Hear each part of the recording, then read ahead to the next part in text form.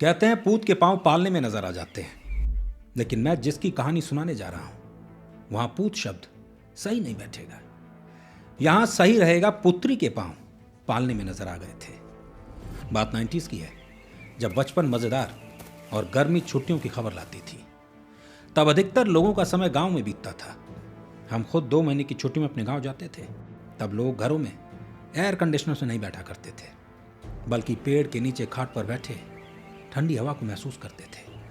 और बच्चे उसी गर्मी का मजाक उड़ाते खेतों में खलिहानों में बेफिक्र दौड़ा करते थे। उसी तपती गर्मी में रोहतक के गांव में आज भीड़ इकट्ठी हो कुछ खास नजारा देख रही थी।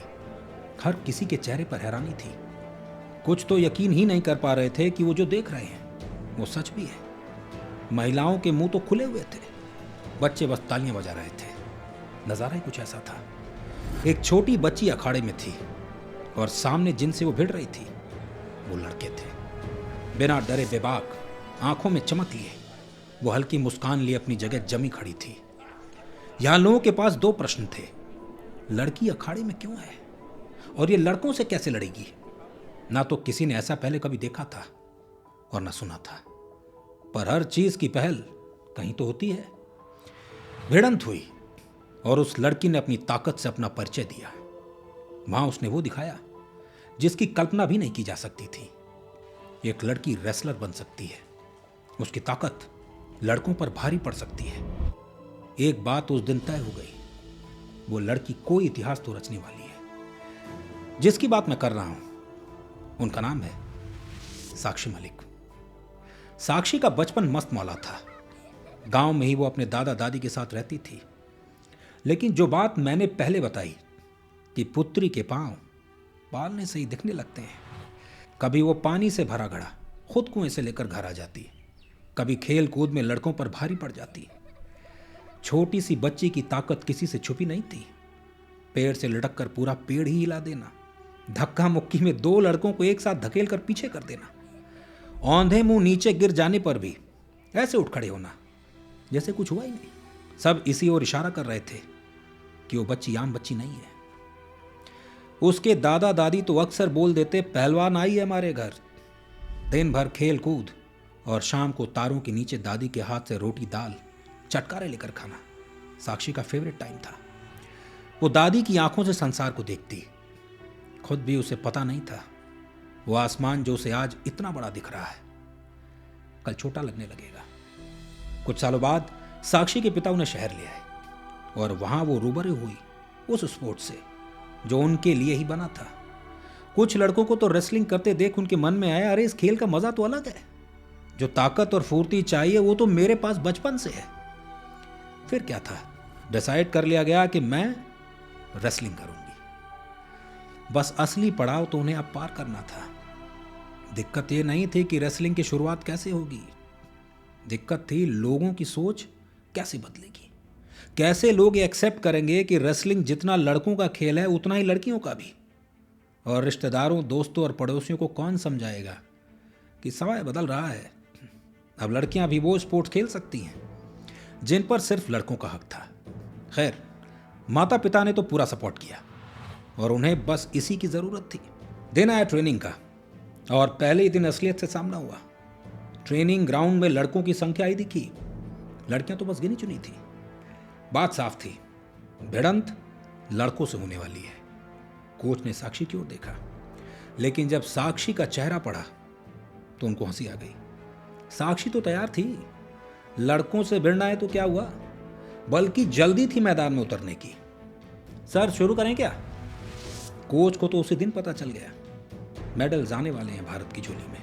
धीरे धीरे ट्रेनिंग शुरू हुई और साक्षी रेसलिंग की दुनिया में कदम रखने लगी। लोग लेकिन अभी भी इस बात से संतुष्ट न थे कि एक लड़की रेसलिंग कर रही है। यह खेल लड़कियों का तो है ही नहीं, पर रास्ते आसान कहां होते हैं, और अगर होते तो हर कोई ना चल पड़ता। ट्रेनिंग पूरी बॉडी को चरमरा देती। स्कूल और ट्रेनिंग दोनों ने धीरे धीरे साक्षी को निचोड़ना शुरू कर दिया। सुबह की ट्रेनिंग के बाद स्कूल में अक्सर उनकी आंख लग जाती, जिसके चलते उनको पनिशमेंट भी मिलती। लेकिन हर रात साक्षी को बस एक ही एक्साइटमेंट होती, कल सुबह फिर से रेसलिंग करने को मिलेगी। इनफैक्ट वो एक दिन पहले ही अपने सारे कपड़े, जूते और बैग सेट कर लेती। हर एक घंटे में तो उठकर वो टाइम भी देखती। उनकी ये एक्साइटमेंट धीरे धीरे उस थकान और स्कूल की पनिशमेंट पर भारी पड़ने लगी। कहते हैं ना, पैशन खुद ही आपको ड्राइव कर लेगा। फिर आप चाहे कितने भी थके हुए क्यों ना हो, कठिनाइयां खुद ब खुद ही दम तोड़ने लगेंगी। और फिर आया वो दिन जब साक्षी को मौका मिला 2007 के इंटरनेशनल चिल्ड्रन कप में भारत को रिप्रेजेंट करने का, जो कि रशिया में खेला जा रहा था। मौका मिला तो था, लेकिन साक्षी को अभी सिर्फ 3 ही साल हुए थे ट्रेनिंग करते हुए। वहां उन्होंने बैग किया गोल्ड मेडल। लेकिन वो रशिया से सिर्फ मेडल जीत कर नहीं आई थी, बल्कि खुद पर किया भरोसा भी जीताई थी। उस साक्षी से मिलाई थी जो हर कीमत पर जीतना चाहती थी, भारत के लिए, रेसलिंग के लिए, अपने पेरेंट्स के लिए, उन लड़कियों के लिए जो साक्षी पर आस लगाए बैठी थी कि उसका उदाहरण लेकर वो सब भी अपना मन चाह खेल खेल सकेंगी। उसके बाद साक्षी भूल गई कि उनके पास दुनिया भी है, लोग भी हैं, कोई जिंदगी भी है। लक्ष्य था खुद को झोंक देने का। सुबह 4 बजे वो उठकर ट्रेनिंग पर चली जाती। न कोई छुट्टी, न मूवी, न रेस्ट, सिर्फ ट्रेनिंग, बिना रुके, बिना थके। टूर्नामेंट्स पर टूर्नामेंट्स हुए और मेडल्स साक्षी की झोली में गिरने लगे। Children Asia cup, junior world champion, senior Asian championship और ऐसे कई प्रतिष्ठित कॉम्पिटिशन्स में उन्होंने अपना लोहा मनवाया। लेकिन हर एक्सपीरियंस को साक्षी ने सिर्फ अपने हुनर को निखारने का अवसर माना। उस मैच के लिए, उस बाउट के लिए जो उन्हें शीर्ष पर लाकर खड़ा कर देगा, जिसके बाद वो खुद को देखकर कह सकेंगी, अब रेसलिंग लड़कियों का भी स्पोर्ट है। लेकिन उस मैच तक पहुंचने का रास्ता भी दूर था। फिर आया 2014 का कॉमनवेल्थ गेम्स, जिसमें सिल्वर मेडल जीतकर उन्होंने अपने नाम का परचम लहरा दिया। लोगों में अब उनको लेकर एक चर्चा शुरू हो गई। जो निगाहें कभी उन्हें इस खेल से अलग हो जाने को कहती थी, अब कहीं उन्हें अपनी सी लगने लगी। जैसे वो सब मानो उनको और आगे बढ़ने को कह रहे हो तुम भारत की बेटी हो, रेसलिंग लड़कियों का भी स्पोर्ट है। वो आवाजें, वो तालियां अब साक्षी को हल्की सुनाई देने लगी। लेकिन उनकी दौड़ अभी भी अधूरी सी दिखी। अभी उनको वो कीर्तिमान रचना था जो आज तक भारत में किसी ने भी नहीं रचा, जिसको सोचने के लिए भी गट्स और टैलेंट की पूरी बाल्टी चाहिए थी। पर यह बात भी तय थी कि अगर वो कोई कर सकता है तो सिर्फ साक्षी है। जी हां, बात थी ओलंपिक मेडल की, जिसको आज तक किसी भी भारतीय फीमेल ने अचीव नहीं किया था।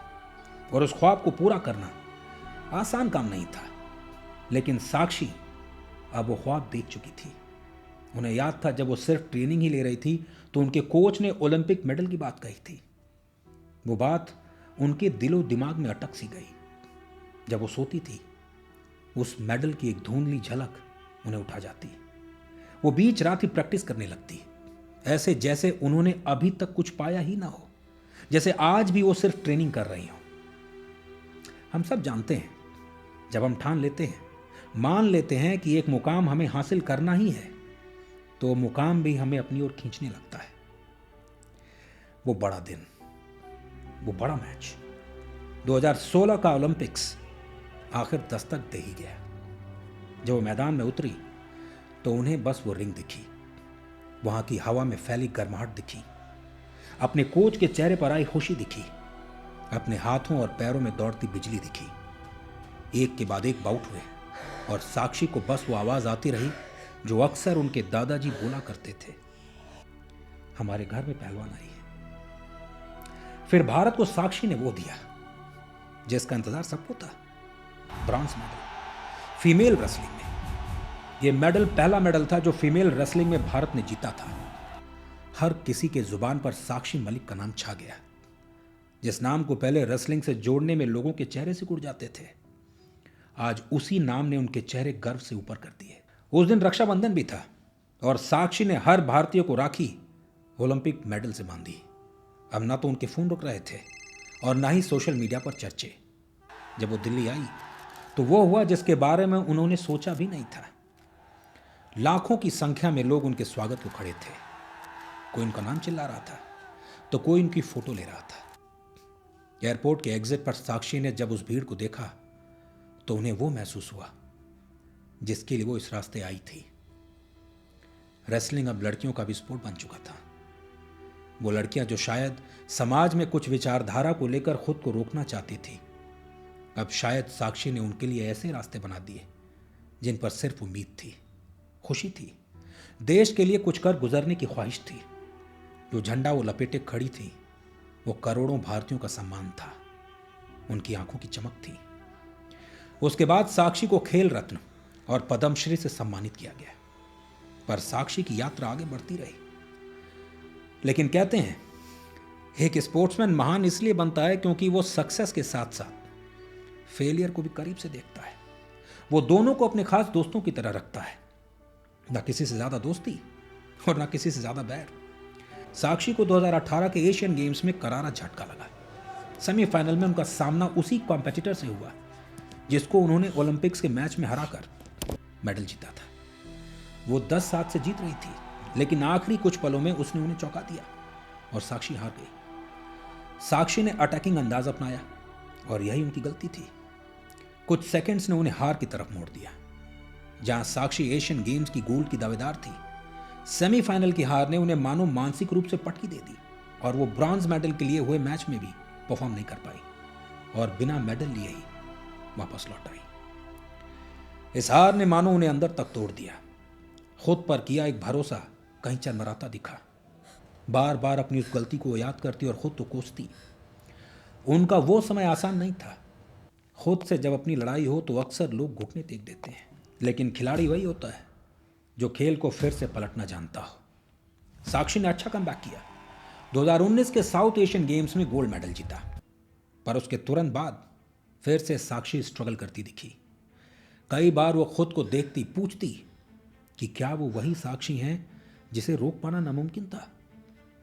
समय था खुद को ऊपर उठाने का, भरोसा दिलाने का कि ताकत और फुर्ती उनकी पहचान है। नेशनल लेवल पर जूनियर से भी हार मिली तो लगा करियर अब बस खत्म होने को है। उम्मीद दूर होती जा रही थी। मन अक्सर पीछे हट जाने को कहता।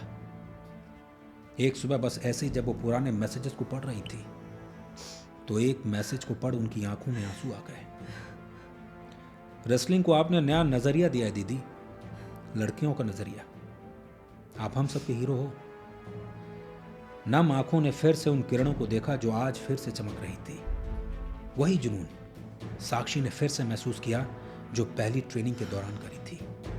खुद को ऐसा झोंका उन्होंने कि 2022 की कॉमनवेल्थ गेम्स में जो बर्मिंघम में खेला जा रहा था, वहां गोल्ड मेडल भारत के खाते में डाल दिया। खुद से खुद तक का सफर अब साक्षी ने पूरा कर लिया था। बता दिया था वो हारी नहीं थी, बस रुकी थी। टाइम्स मैगजीन ने 2024 में साक्षी का नाम 100 most influential people in the world में फीचर किया था। साक्षी की जिंदगी में लेकिन एक आदमी उनके साथ पिलर की तरह खड़े रहे। जैसे उनके साथ शुरुआती दिनों में थे, वो उनके सेलिब्रिटी बनने के बाद भी वैसे ही उनके साथ खड़े रहे, और वो उनके हस्बैंड थे। साक्षी आज भी जब गांव जाती हैं तो अखाड़े में लोकल बच्चों को रेसलिंग सिखाती हैं। उनकी मुहिम है कि आने वाले ओलंपिक्स में वो ज्यादा से ज्यादा लड़कियों को मेडल के करीब ले जा सकेंगी, उन्हें उस साक्षी से मिलवा सकेंगी जो रास्ता तय कर भारत का नाम रोशन कर चुकी है। इसी के साथ मैं इस कहानी को और अपनी वाणी को विराम देता हूं। मेरा नाम है सुधांशु राय और ड्रीमर्स के तीसरे एपिसोड में आपने कहानी सुनी साक्षी मलिक की।